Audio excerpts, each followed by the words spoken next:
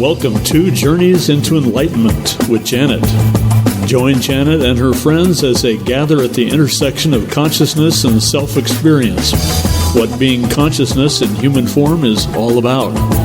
Access heart-centered awareness with them and feel the difference in the moment that will last a lifetime. Hello, and welcome to Journeys into Enlightenment with Janet. I'm Janet Barrett. Thank you. Thank you for joining me here, along with my guests, as we sit and chat and be present. It is my invitation to you to relax, unwind for the next while, and explore in feeling with us as we focus in a non-focused way in listening to our hearts. Not our mind, which is busy with the assumptions we have given meaning to, but to our core essences as consciousness. Reality is what we make it to be, and we are open to this reality here. We are in active transcendent reality all the time, and most of that time we do not know it, as we are only active in our habituated thinking and feeling. We think we are removed, and then swept away in the events that happen around us. This is illusion, and here we look to appreciate what we have created and then allow for it to unfold and be different. Consider this. Nothing is set in stone unless it has been carved into the stone. Our minds are not stone, but we can act like it. Our hearts are not made of stone, but we can act like it. Memories and how we felt in our memories and how we now feel about them are our carving tools.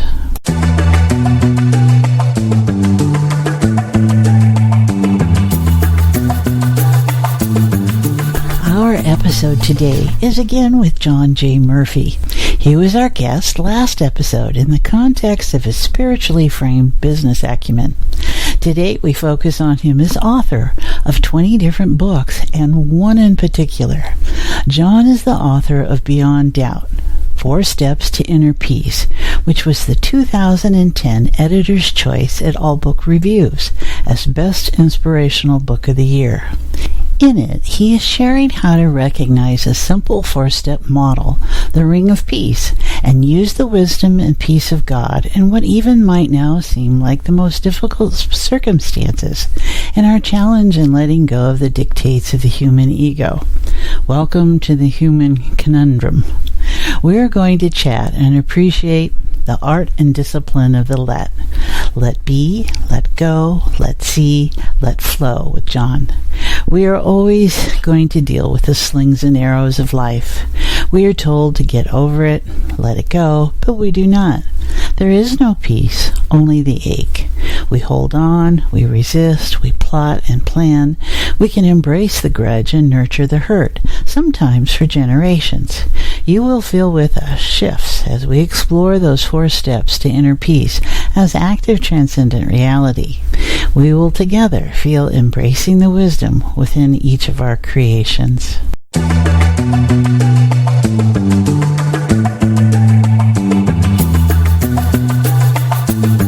This episode, our language is of being grateful with the pain that life can offer each of us in the gift of awareness of our thoughts. Let is allow, not prevent. It is acceptance and not an issue of surrender. This is from the book and sums up nicely our adventure together here. Where are you going this time, Daddy? To China, replied the teacher. Do you speak Chinese? I know 2 words. The child looked puzzled. Do you know who you will be teaching? The mystic smiled. No, not yet. I will know soon enough. The child paused to think about this. The stillness offered comfort. Are you afraid? The teacher leaned forward and looked deep into his daughter's sparkling, inquisitive eyes. No, sweetheart, I am not afraid. You see, there is no fear in the nature of my work. Let it be, let it be, let it be, let it be. Whisper words of wisdom, let it be. John J. Murphy embodies awareness of what is the gift of humanity, the spirit that is at its core. He chooses grace over pettiness. He is a spiritual mystic, wearing the guise of many titles of business. They include business owner, consultant, speaker, educator, a Lean Six Sigma black belt. It is his strength as author that we focus on today. As a critically acclaimed authority on peak performance, transformational leadership, and healthy mind-body spirit, he has written 20 books and dozens of articles. His books include Miracle-Minded Manager, Zen Entrepreneur, Half Full, The How of Wow, Pulling Together, Agent of Change, Habits Die Hard, Stepping Up, Reinvent Yourself, Leading with Passion, Sage Leadership. He has appeared on over 400 radio and television stations, and his work has been featured in over 50 newspapers nationwide. His business career includes over 30 years as the founder and CEO of Venture Management Consultants, Inc., a firm specializing in creating lean, high-performance work environments for some of the world's leading organizations. He is a graduate of the University of Notre Dame, BBA Finance, and the University of Michigan's Human Resource Executive Program. He played quarterback while he was on the football team. He now lives in Palm Beach, Florida. You can reach John at www.johnjmurphy.org, which has links for his YouTube channel, Facebook, Twitter, and LinkedIn pages, and his YouTube channel, John J. Murphy, where you can find over 200 videos to help you find ways to enhance your life. He is a man who walks his talk and manages to step lightly. Hello, John. Thank you for joining me today. Hello, Janet. It's great to be back. Oh, we had such a good time last episode, and it was like, okay, we got to talk more. So I'm so glad you were available to do this, and we'll see how this all comes out in the wash here. So let's see, everyone, let's drop in and pay attention to where we're starting. Today, John and I are going to talk about the art and discipline of the let be, let go, let see, let flow. And he's written a wonderful book, award-winning book, about Beyond Doubt, and he's going to talk to us all about the 4 steps to inner peace now. And we all need it right now because things are pretty edgy out there in the world. And by the time we listen to this episode and its release in probably the end of June, beginning of July, lots of things are going to have happened in the world. So we're going to appreciate this information. So let's see, everybody. Let's just relax. And I apologize. I've had some medical stuff happen in my throat, and so we're going to see if I can hold it together for the show without too much issue. So, in just noticing breathing, just notice that you breathe. There you go. And that you have a heartbeat. And together, the two of these indicate that life is present. So, feel the breath through the heart. There we go. And what it's like to be alive. As we celebrate being alive with all its tumultuous appearance, life is happening. There we go. And so today we're going to be focusing on the art and discipline of letting. And let is to allow. And this is where you let mind go over there and the stories and the patterns relax a bit to where you feel your clarity, the quiet of the sacred within ourselves, each of us. And this is a state of allowing. You're not dictating what has to happen or outcomes or conditions. We're just bringing into our awareness what it's like to just let. And John brought up a very good point when we were doing our topic here about, for me, life is about art. And for him, he has a wonderful embodiment of art and discipline. He's got all that wonderful appreciation of how you do something over and over again and where it takes you. And sometimes I just assume that happens. So we're going to have a wonderful, wonderful experience here. You may too find that there's some things here that we'll have to pay attention to. So, in just noticing, John, how you doing? Where were you at today? Right in this moment. I'm in flow. Let's put it that way. I'm in flow. Oh, you're in flow in Florida. That's pretty good. Yeah. So there you go. So you feel it as flow. I do. Yeah, I feel it as the great flow of life, the great, the Tao, the Holy Spirit, the Chi, the Prana. You can call it different things, but it's life flow, sacred flow. You can feel that you really have such a grace with that. So John's got that for us. I've got whatever I've got, and you've got whatever you got. So the combination today in this moment is going to be just a lot of flow, I think. So so I talked about how stuff always happens in life. Some's nice, some things aren't nice. We get told to get over our wounds and our hurts and let it go. But we can't always do that, it seems. We seem too attached. There's no peace. There's only the ache. We hold on. We resist. We plot and plan. We do revenge things. We really are embracing the grudge and nurture the hurt. And sometimes that can go on for generations. So what is it that you hold in awareness that would help in how to change these patterns, John, that you've noticed in your awareness? Yeah, well, there's a Buddhist teaching about impermanence, that everything essentially is impermanent. It's temporary. And so we learn to flow with everything that's flowing. And so love flows, ideas flow, creativity flows. We used the word art earlier. But discipline's important too, because we brought that up. Discipline's important. When we're meditating, for example, and we're breathing, which is flow, and our heart is beating, which is flow. We've got blood flow. We've got energy flow, electromagnetic energy. The body's very electromagnetic. So we're flowing. And the discipline is to allow. You use the word let. The discipline is to let ourselves be present and train the mind to relax.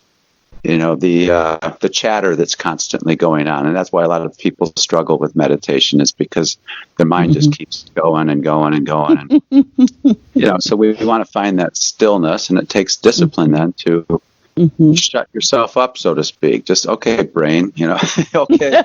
Yeah, really. Chatter, stop, give me a break, that kind of thing. Well, you have to get bigger than your mind at that point, don't you? I mean, you have to really just go, okay, stop. Right? Sure. That's where that place is. Okay, stop. Let's just see if we can switch gears here. And you really have to be willing to engage yourself, or otherwise it's just, that habituated running down the road kind of thing. So... So if we use the metaphor, because we're talking about flow, so the stuff that happens is like the rapids. It's like the stuff you come up, and if we think of it in terms of those way, the water is always going to run, unless it's totally blocked up and then it backs up on itself. So the things that happen in life, which we are all going to experience in some way. So this is where the discipline of, okay, I'm going to choose to do different here. I'm going to choose to, and it might be a moment-to-moment experience in that, don't you think, sometimes? Well, exactly. So day is going to happen, and so is night. Winter is going to come, and so is summer. Everything is cyclical. And I like to remind people that the greatest thing about cycles is that they're cycles. It's yin and yang, and everything is actually in perfect harmony and balance. And we don't always see it that way. And that contrast is very important, because without contrast, we couldn't know anything.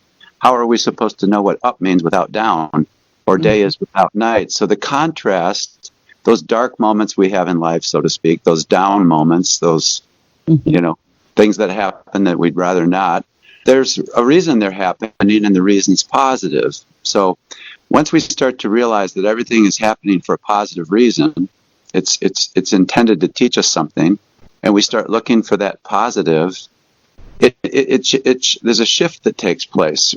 Our moods change, which are flowing as well. So instead of being down and feeling broken or grieving, we realize, you know what, there's a message in this situation. There's a message that I need to pay attention to. There's something positive I need to look for.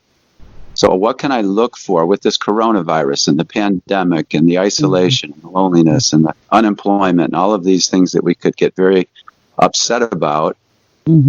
What is the positive in all of this? What am I supposed to be learning?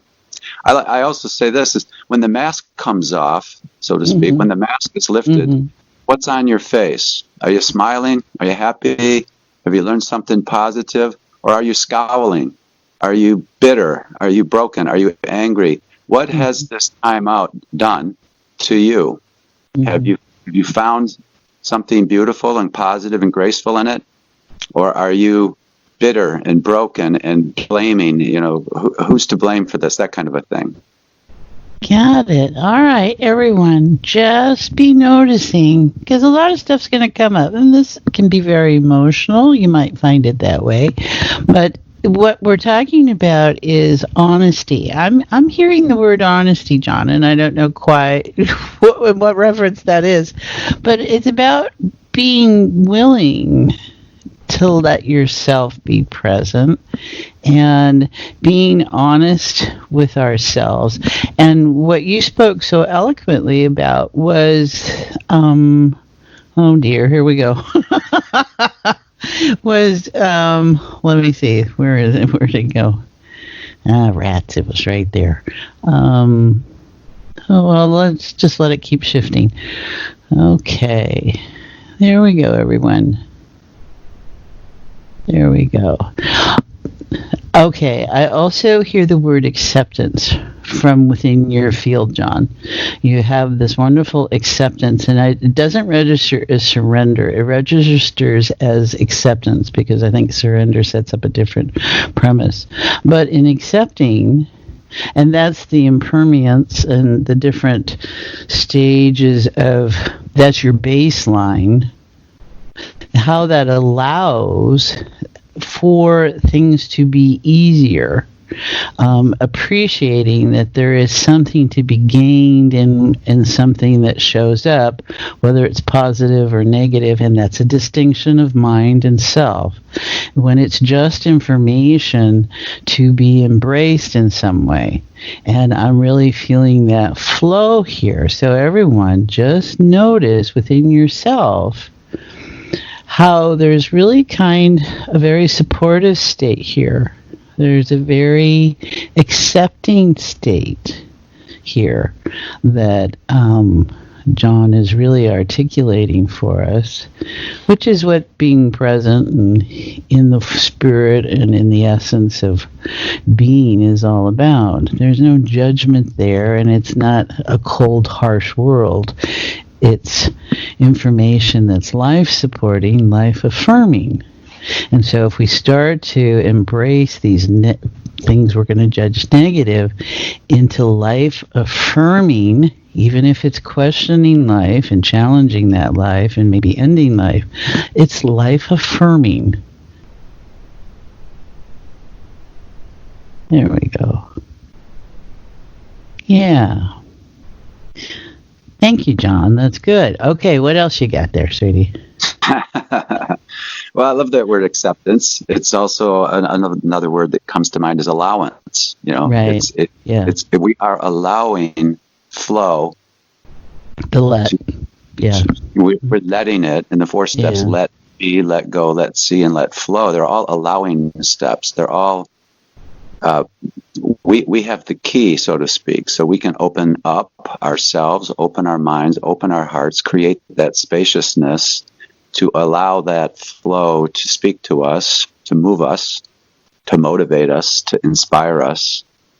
And when I speak of these 4 steps, the linear mind says 1, 2, 3, 4, done. It thinks of the steps in a linear, sequential way. when in fact they're really much more dynamic. So in the book, I have them organized as a circle, as a cycle. Okay. So you can, and they're all instantaneous and interactive, so to speak. So if there's if we're missing on any one of them, it shuts the whole process down. So, for example, and I speak about working backwards when I describe it in the book. So start with flow. When you're in flow, when you're feeling great, athletes call it the zone. When you can't miss, and you're at a peak level of productivity and timelessness.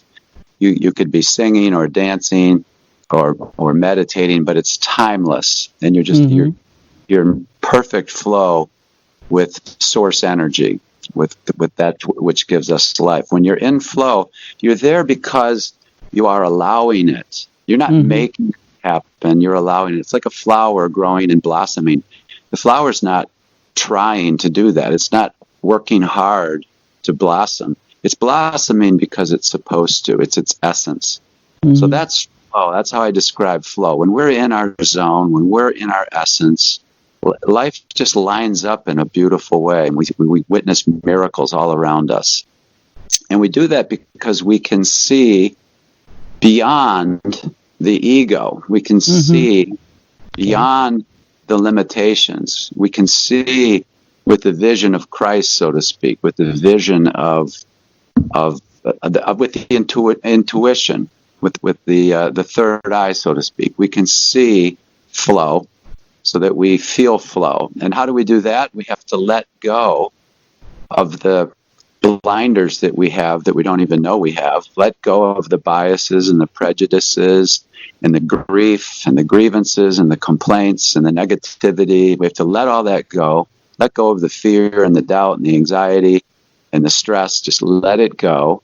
And how do we do that? We do that by being in the now, being in the present. So the let be is be here, be now. Let go is let go of all of the distractions. And when you do the first two, the third one and the fourth one, they just happen. So when we let ourselves be present and we focus, for example, on our breathing, on our heartbeat, on the smells that we smell, the birds that are tweeting in the trees or wherever we are, and we're there and we're fully present, there is then no fear, no doubt, no worries. That's the ego mind that's tapping on the door, so to speak. And that's why discipline's important. You have to just say, ego, go away. Stop. And remind ourselves to relax and be present. And when we're in that zone, okay, we see in the mind's eye, we see beautiful things. As a writer, I that's when I write. I channel intuitive ideas into books and articles. Musicians, that's when they're in the zone and they're creating great music. And it doesn't, whatever it is we're doing, we want to do it in that zone because we'll do it so much better and we'll do it with so much more peace and grace. So the flow happens when we are relaxed and present and we're seeing beyond the ego. So we've let go of those ego temptations weighing us down. We've let go of the grief and everything, the emotional baggage that we've been carrying around for years. And that's where the 4 steps to inner peace. I call it the ring of peace. Again, it's a circle. It's not a straight line. And it's a tool. It's a practice, something we can do every day, especially if we're at a traffic jam or we're, our computer freezes up on us or we're in the presence of somebody who's really negative. We let be, we let go, we let see, we let flow. So let's just say somebody's really bothering us. They're bothering us not because of them. They're bothering us because of what we think of them. It's always in our mind. So we want to blame that other person for annoying us. We want to blame that other person for how we feel. But that other person has nothing to do with it. It's our mind that triggers how we feel. So we can be present. We can let go of our bias and our grief and our blame and our attack thoughts and our resistance and our defensiveness and who's right and who's wrong. We can let that all go. And then we can see this person who is perhaps suffering. is experiencing some kind of pain, is just reaching out for love. They just need love. They need to be appreciated. They need to feel cared about. We see that person who was annoying us 2 minutes ago now with great compassion and empathy and love and grace and forgiveness. And when we do that, the relationship between us flows. It flows in a beautiful way. And we feel a softness and a kindness and a spaciousness.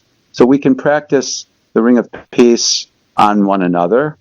We can practice it on a situation that annoys us, traffic jams or think work issues. It's a tool that I love to use throughout the day in a variety of different ways to get into flow. We're always experiencing flow, but we're not always tuned into it. Right. If we weren't flowing, we'd be dead. Yeah, there you go. All right. So you bring up so many wonderful, so much information there that, and I love how the flow in how you're describing stuff. So what my sense was, and everyone be noticing this, notice if you have resistance and where it might be showing up, to let go of something. Now, we haven't tagged, John didn't tag that you had to do this or within a certain time, or where in your discipline you acknowledge your emotions and maybe stay there for a little bit, and if it's a week, fine. When there's something that hits deeply, John, on an emotional level, and you do have that and you can't, you just slip out of being present and the high side of it, and you just are in your misery, let's just put it that way. That there is a time to experience what that is, because it's really about that contrast that you mentioned earlier, in appreciating these things that do happen to us, and in a well-developed spectrum of mind and body and in being, all this is part of the spectrum. So what we're challenging people with, maybe to appreciate in themselves, is that there is a place where it becomes more self-indulgent, more ego-oriented, and not as helpful. It just creates this abyss that you go into, and you may linger there in a lifetime and hold these resentments and just develop this huge story out of something that might have been quite important at the time, but you're giving it more value than it needs to. It changes the course of your life, and we all have those places. So we're not looking to deny anyone their experience. We're just looking to see how it fits into the whole, and where in the wholeness, not necessarily the whole in something. Well, it could be the same thing. And in appreciating what it is you want to experience in each of our lives, and where that flow takes us. And running those rapids is an awful lot of fun, but there are the level 5 ones and there's the level 1 ones, I guess, and so you get a different experience in that. So just notice, everyone.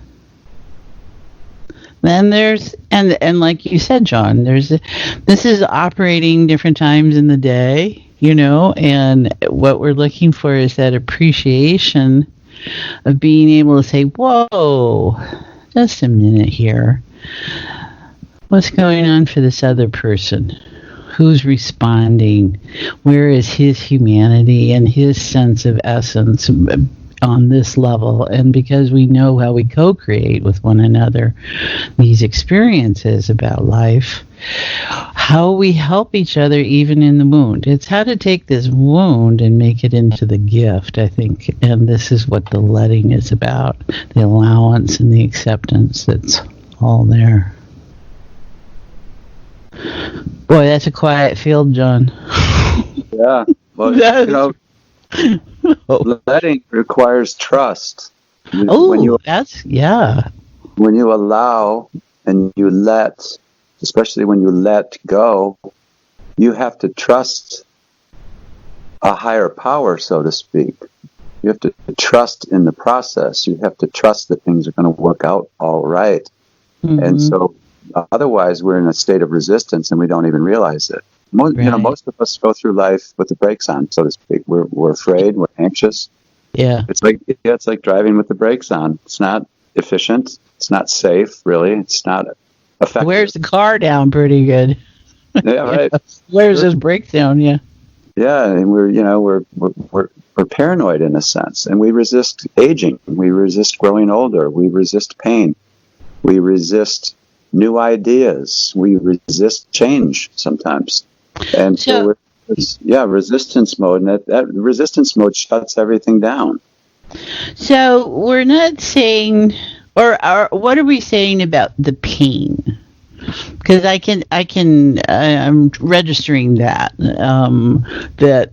you have to be willing to experience pain. You have to be, because the resistance gets, I don't want to hurt, so I'm not going to go there. And then you get the whole story going about denial and all those kind of things. So we're saying that there's pain. Well, and you come out of a football experience. So you guys are always taking hits, right? And it's kind of just part of the game. It's the given that it's going to hurt along the way. How do we help people with what they might perceive as something that's uncomfortable, I guess, is it? Well, you face it. You face it. Okay. You actually embrace it. It's counterintuitive because we want to run from pain. We want to run from that threat, the threat of a vicious dog chasing us. And there's a Buddhist practice called Tonglen. It's a meditation where we actually turn and face the vicious dog. We face the pain. We breathe it in. So we tie it into our breathing. And instead of breathing in positive, and pleasure, so to speak, and feeling good, we breathe in the pain and we breathe out relief. We breathe out peace.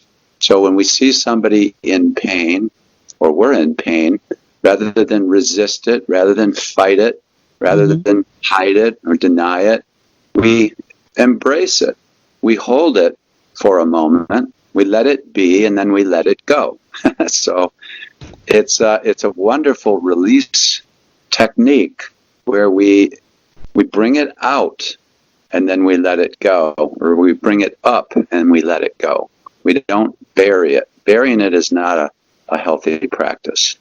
Right. So it's the difference of when you breathe it in, or when you hold awareness from an outside, and it's always because something outside has challenged us, right? And what you're doing is you're really engaging it in your essence level, in being present in spirit, whatever your word might be, and allowing that to interact with it and break it down so that what gets released and expired is the transcendent, the transformed. It is taking that hurt, that pain, and taking it down to its essence, remove the story, remove the feeling out of it, and allowed the interaction to take place. And then what you're breathing out is the neutral. Does that sound about right? I mean, yeah. You're back to acceptance and allowance and flow. So, and the thing is let's just say we have a miserable feeling. By embracing the misery and appreciating the misery, even we are recognizing that it's one side of a coin, and on the other side of that coin is joy. So how are we supposed to know what joy is if we don't experience misery? How it's that contrast. So this is when it's healthy and wise to bring up whatever is weighing us down. Don't hide it. Don't pretend like it isn't there. If you're stressed about the pandemic and the virus, own it. Bring it up. Play with it in your meditation. Play with it a little bit, and then let it go. It's sort of like a bird landing in a tree. To everyone, yeah. it's an idea landing in your mind, that your mind is a metaphor for the tree, or the tree is a metaphor for your mind, and the birds come and go, but you don't have to let them nest there. Because some ideas you allow to nest in your mind, in your tree, and they're not healthy. That's why earthquakes are good, because it shakes the tree and nothing can stay on it. There you go. So everyone, let's just pay attention here for a moment. He's brought up a lot of good considerations, excellent considerations that we want to contemplate and see how we're feeling them in our spaces. So if you think, let's see how we can do this. We don't want to triggers. Let's see. So just breathe. There you go. So let's just breathe. Back to that. It's back to being present. And that's the other part of that. When John was describing being present and paying attention to the trees and the grass, and what you're doing is let going of the story, which is exactly what we've been doing. You let go of the story framework, and you just are free to be. So we always go back to this. Now, feel that and just let information show up that's maybe challenging you in some way, or a person who's challenging you in some way, and bring them to your tree and sit beneath the tree. It's the tree of knowledge, tree of wisdom, and what it would be like to be able to express your truth. Now, John, we have no guarantee how the other person accepts all this, right? So we have to just be okay within ourselves that we have done what we can, because we have no control over the other person and whatever their their concerns might be. So we'll just sit under the tree with them and see what shows up. Because I think your point is well taken, is how being able to acknowledge their pain, being able to acknowledge how they have been frustrated and express themselves when they are not necessarily clear on what they're doing, or they're aware they're in a pattern and they feel they can't change it. I mean, we have all different kinds of ways of being present in any moment. And so we take responsibility for ourselves and what it would be like if we could make it a little bit easier on the other person and not fault them for the way they express themselves. And they could be a bully, and they could be abusive, and we keep ourselves safe and also bring into that space that there's more going on here. Yes. Yeah. And you said earlier that we can't control other people. We sometimes we think we can, or we try to.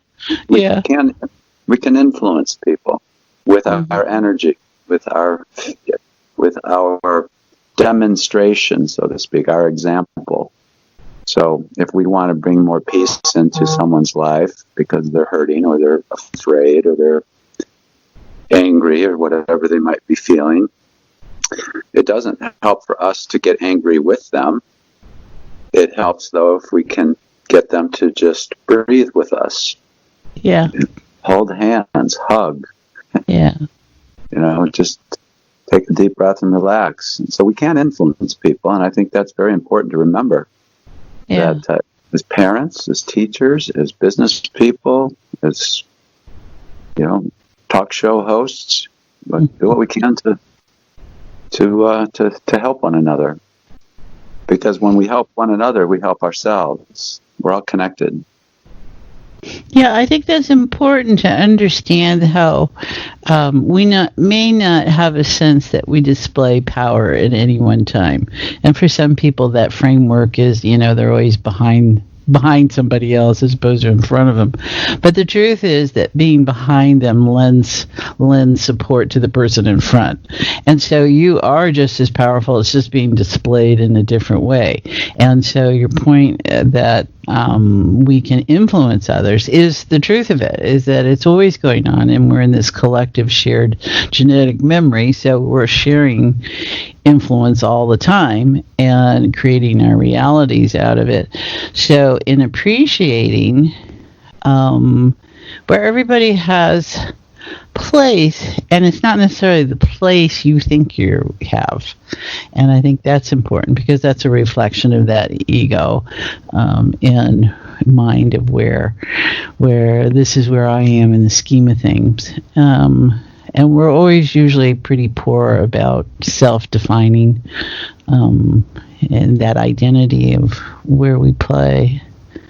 There we go. Oh, that's such a quiet field. I still love that. Yeah. So what else do we want to consider here? Well, two different mutually exclusive thought systems. So one thought system that we all understand and know because we're raised with it is the ego thought system. Okay. And that thought system is fear-based and dualistic in nature, meaning that it's always looking at things from a right, wrong, us, them perspective. All separate. We're all separate individuals, and some are more special than others and more gifted than others. And that's where the whole idea and concept of sin comes in, right and wrong, good and bad. Yeah. That's the duality of that thought system. And it's where all fear and doubt and pride and lust and attachment and jealousy and anger and greed, they all come from that thought system.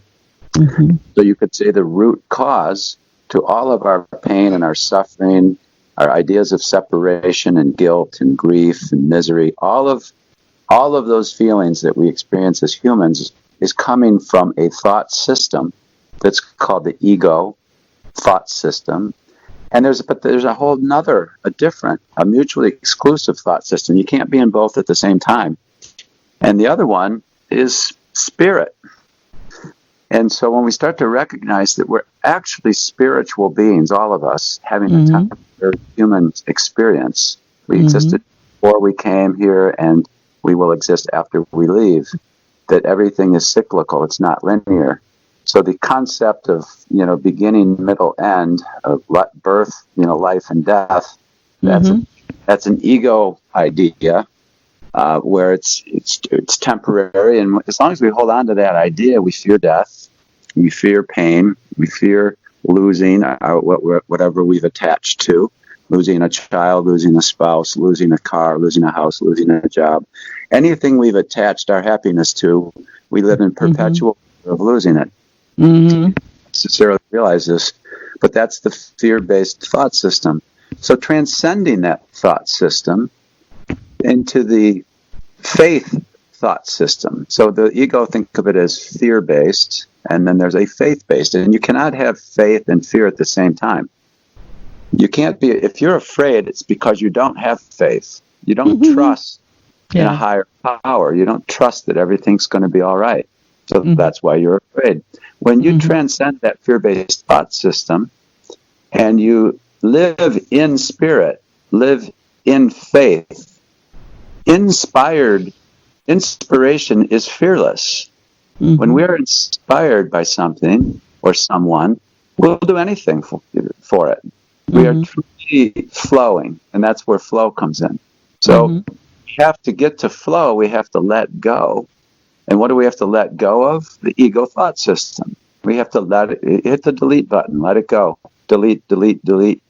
And when we delete the ego way of thinking, which is human nature, by the way, and we embrace our true spiritual nature, that's when the let see phase kicks in, so to speak, and we see everything different. We see the beauty and the grace in the yin and the yang. We see the beauty and the grace in the ups and the downs and the goods and the bads and everything that the ego has labeled as right or wrong. We see the beauty in all of it. And then we manifest that beauty into our own flow. So it's like we're using our bodies and our minds. I love what St. Francis said, make me an instrument of your peace. He was trusting in a higher power to flow through him, through his body, and channel peace to others. I love that instrument. Make me an instrument of your peace. Make me a vehicle of your love, your wisdom, your joy. And so when we allow ourselves, we're back to allow and accept that we are not an ego, that we're not a body, that we're not separate. So when we allow that sacred flow of love, and by the way, love, I say sacred love with capital L, love, just how I describe it, because the ego has a completely different definition of love. To the ego, love is temporary. We fall in and out of it. Well, I used to love her, I used to love him. Yeah, that's all about attachment, right? Yep, that's not love, that's lust. Yeah. And same thing with forgiveness. The ego's idea of forgiveness is, I was right and you were wrong, but I forgive you. That's actually condemnation. That's not forgiveness. You know? Yeah. Unless you let go of that, forgive and forget. It's the forget part is where you really forgive. That's right. Yeah. Let it go. It's over. It's gone. Forgive and forget. Mm-hmm. Yeah, no, both have to take place. If you don't have the forgetting, then you haven't forgiven anything. It's still sitting there, you know. So, yeah, no, definitely. Oh, several things are coming to mind, and I'm busy tracking them and going, I'm having my own awareness, which I always love. So when I had my MRI a couple days ago, and I was under general anesthetic, and I'm realizing when you have that experience of when you just wake up and you're in distress because you've had a throat tube and different things, and I can feel where that was the incarnation part of the program, when in what you were describing in these different levels of awareness that we're holding. And so we come in pretty much, I would think, under stress, when we have our awakening thoughts, if you're getting slapped and, to open the lungs up or something, or pull a tube out of your throat and you're choking. And so there's that first awareness. And where are you in realizing that that's only your first awareness? It's not your only awareness, but how people can track that to be, that's life. This hurts. And in me being able to bring awareness to it, and go, no, it's not a place that I enjoyed at all, and I've got a scratchy throat a couple of days later, and realizing that, that was just a moment, right, of engagement, of awareness, having the sense of where the awareness stepped in and being awake and whatever we think reality is, and coming out of this disconnect. Because I remember when he said, Janet, how are you doing? And then there was nothing, and then there was this. And in how we set ourselves up, how we experience life. Okay, everybody. So life is full of more than one experience. What happens is that mind and self and ego engage, and it narrows down those choices of those life experiences.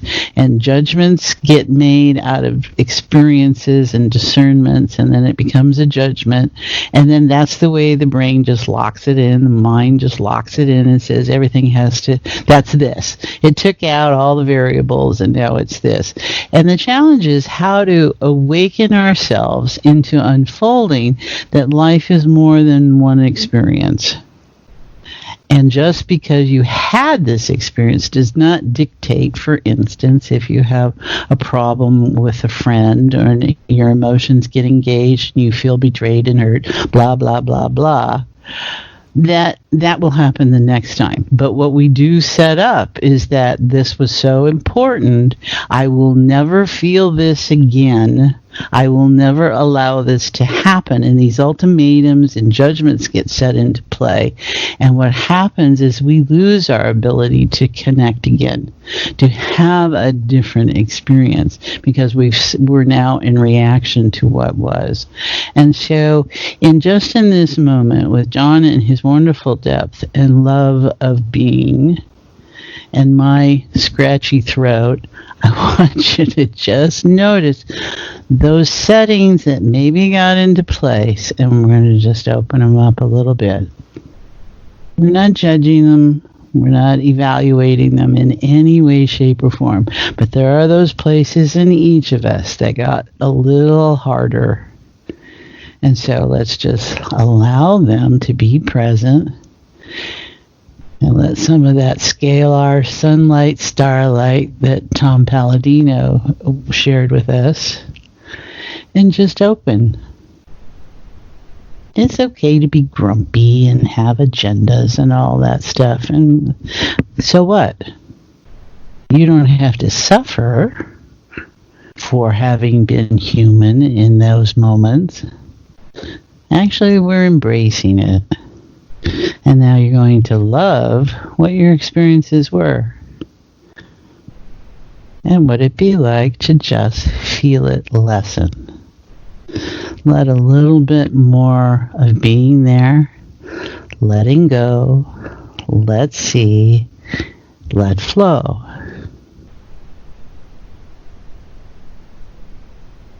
Yeah, that's got some emotional stuff moving around, John.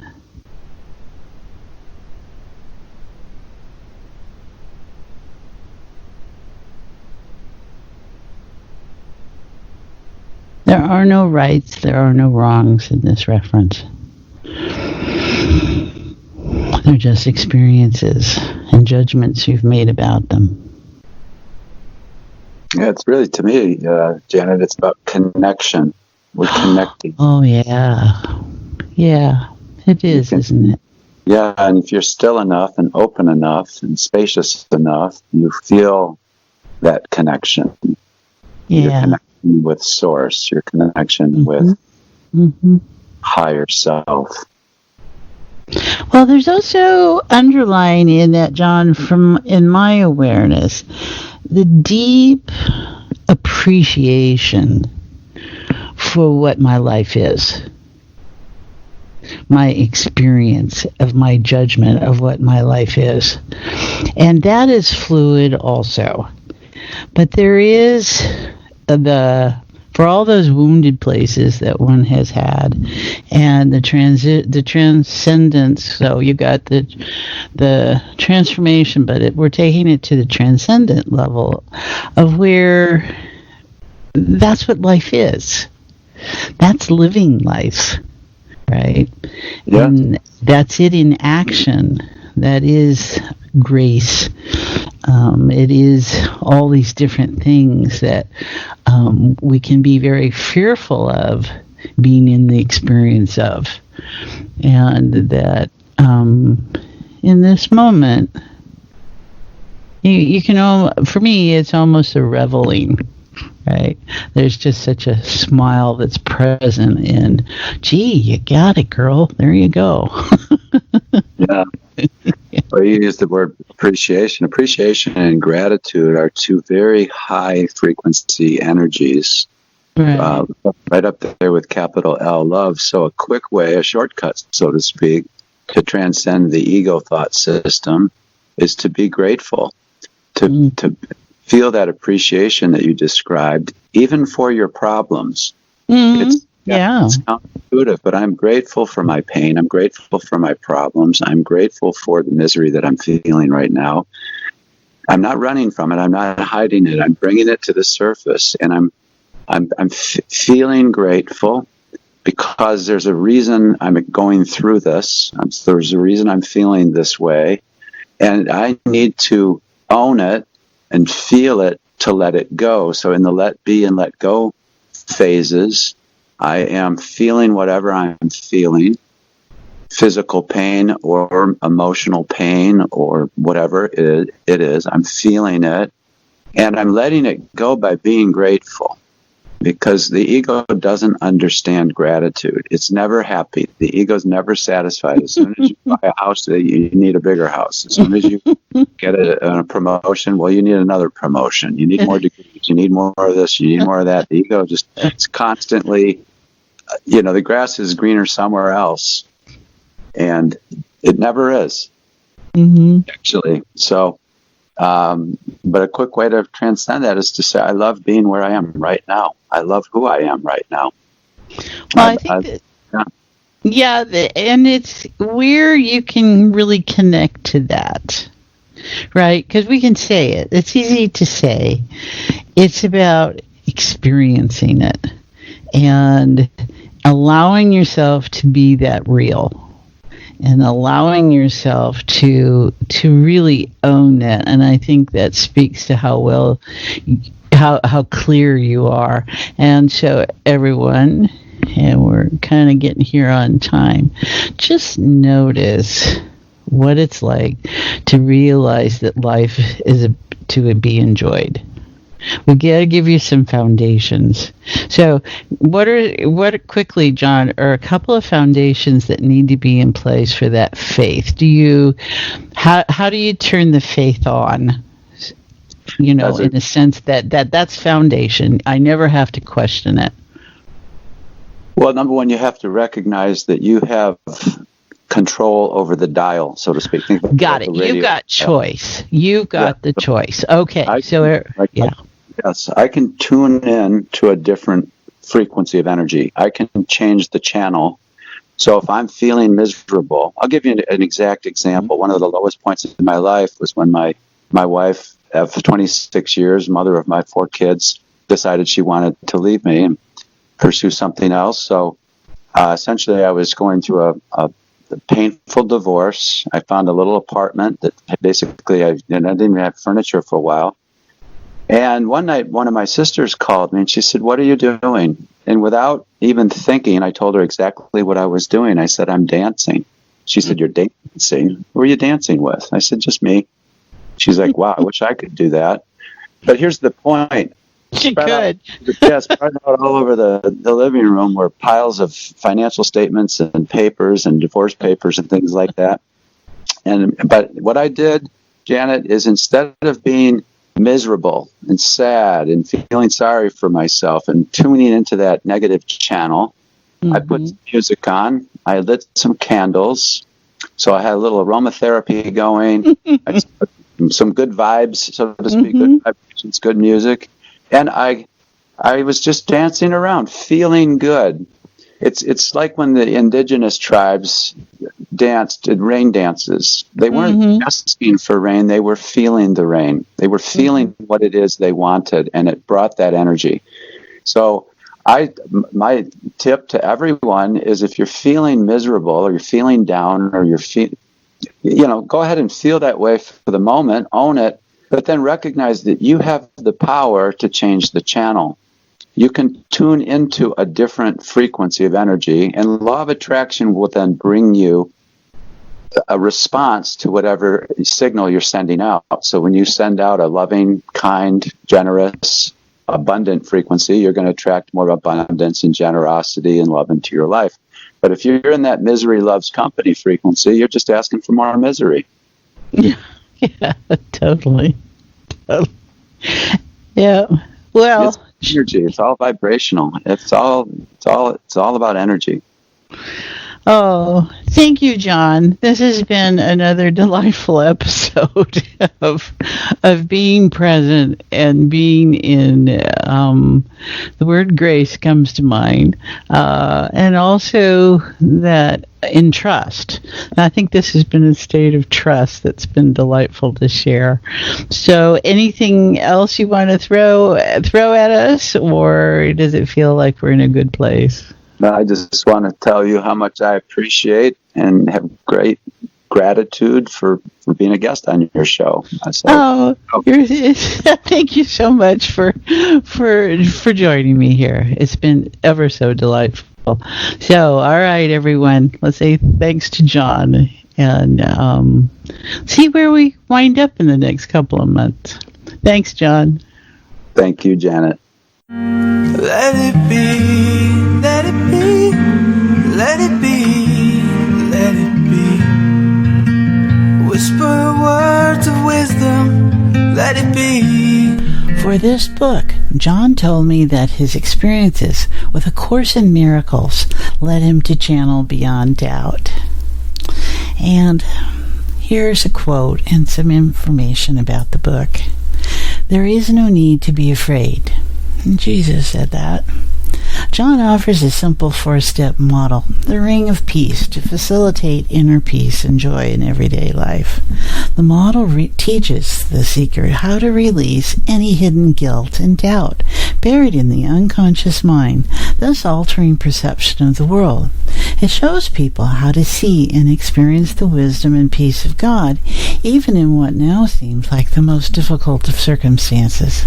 The challenge is to overcome the resistance the human ego puts forth, a battle that has been going on in the collective mind since the fall from grace. Beware of this constraint, learn to understand it, and let it go.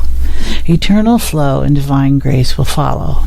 Be in spirit, and you are inspired, a state of mind where fear and doubt cannot abide.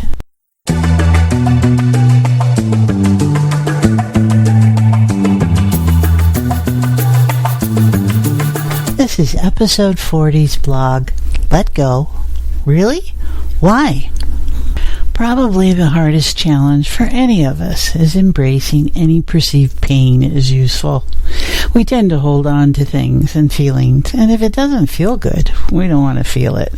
So we decide to never feel that way again, and then we create often elaborate patterns of avoidance and rules. We build huge, powerful rule sets that we think will protect us from the hurt again, when in reality, the rules trap the energy dynamics into place and keep us chasing our tails. We never are dealing with our part of our own setup, our joint creation, in honest ways, and there is a failure to appreciate what our lives are about. We miss valuing our lessons about relating to ourselves and others and our own creations. We get stuck in continuous looping holding power patterns of pain. It can be challenging to be grateful for one's pain. John J. Murphy, my guest this week, mentions that egos don't understand appreciation. We are in our wounds and can stay there unless something happens to bring awareness. It takes honesty and an intention to look at what we are creating and making our reality out of. It takes us getting out of our blindness and perspective and role-playing. This is an act of love towards self. To look. Stuff happens in our lives all the time. Acceptance is useful here. It will bring us face to face with what we value about life as contrast in gentle and most often traumatic ways. We might never have seen it coming, but on reflection we can see often our setups. Those times and spaces where we weren't paying attention, where we failed to stop, and where we listened to what sounded convenient and took the easy way out, which is different than appreciating one's own flow and trust. Most of us are not in strong enough daily congruent states to build in a floodplain and then not be surprised when the rain comes and the house floods. We might wonder sometimes why a neighborhood can be decimated and one house is not. Perhaps there is something different about the energy of the owner that keeps them safe and a sense of higher ground. Why is it that some get a disease that can kill many and it just dissipates in another? Only when we realize what our feelings are letting us explore from within our non-attached sense of consciousness can we own our own feelings and then shift gears intentionally if wanted. There is nothing wrong with being unhappy. It can be a useful state at times, but who wants to be unhappy for more than a moment? There is nothing wrong with feeling like a warrior vanquishing the bullies and protecting the weak, and felt with righteousness and belligerence can wear a soul down. When it is coming from within a rule set of victim, abuser, user, etc., it may be a sense of power and loss of power that is active, and keeping it creating realities of happening again and again, and the highs and lows of joy and misery. The pattern is set in place, and the people and circumstances may change over the years, but the same dynamic is playing out for the lifetime. Employing our ability to manifest our love of self and others takes maybe many different moments of wanting to and choosing to be love. Is it love betrayed you are feeling, or is it your ideas of what love means to you, your illusions of what love is that you are in resistance with? How is your pain helpful in supporting your wounded beliefs of love and what you think you deserve to experience? We can say we want love, but if it is with attachment, it is not love, only our illusion of love. Letting go means one can experience something else without the poison of the past. It is how we transcend our wounds into the gifts that they are if we are willing to unwrap them.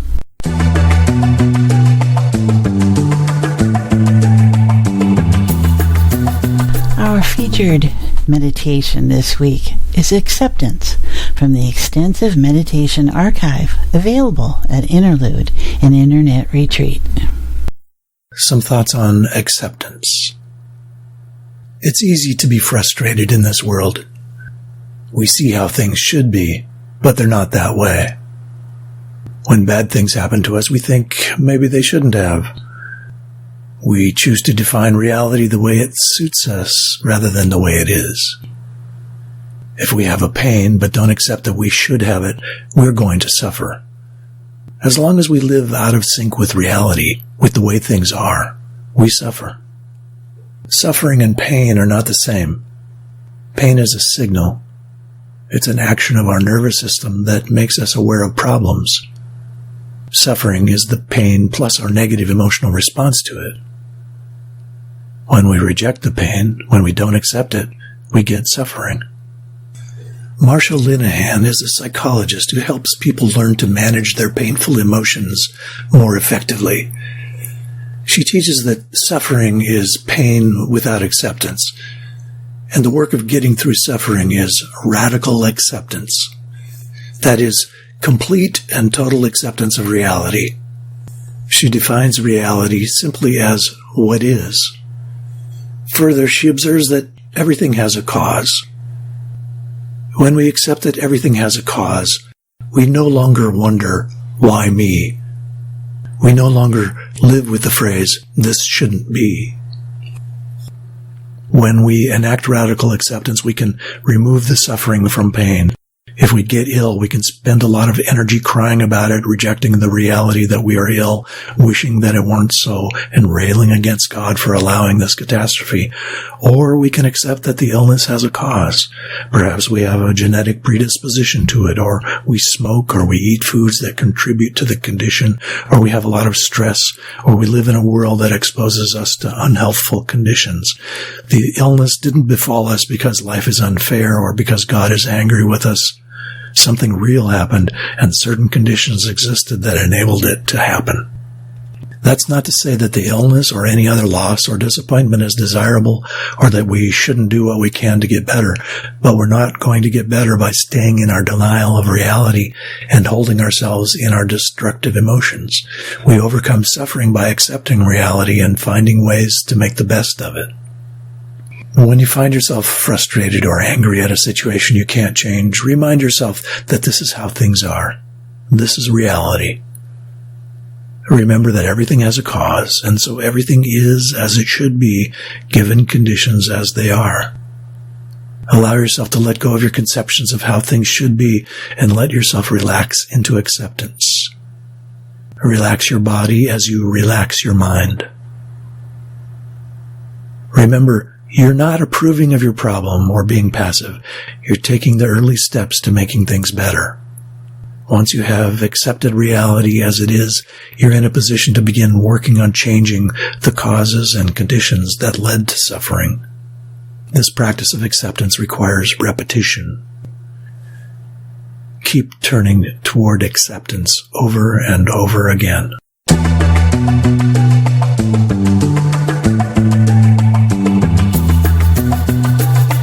You can reach John at www.johnjmurphy.org, which has links to his YouTube channel, Facebook, Twitter, and LinkedIn pages.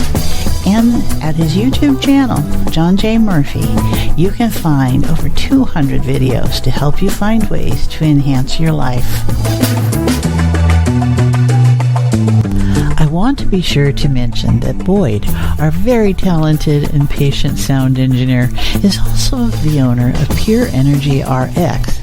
If you are feeling stressed, you might consider using some of the energetic formula supplements and products he sells. Everything from energy medicines to essential oils. You will find them reasonably priced, and he offers lots of personal service and information.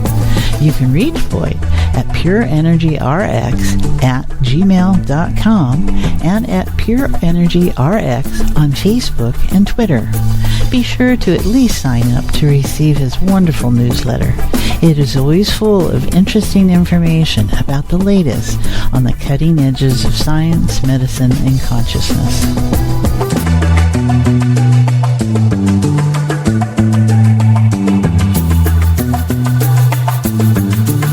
Thank you for joining me here at Journeys to Enlightenment with Janet. A new episode is released every 2 weeks.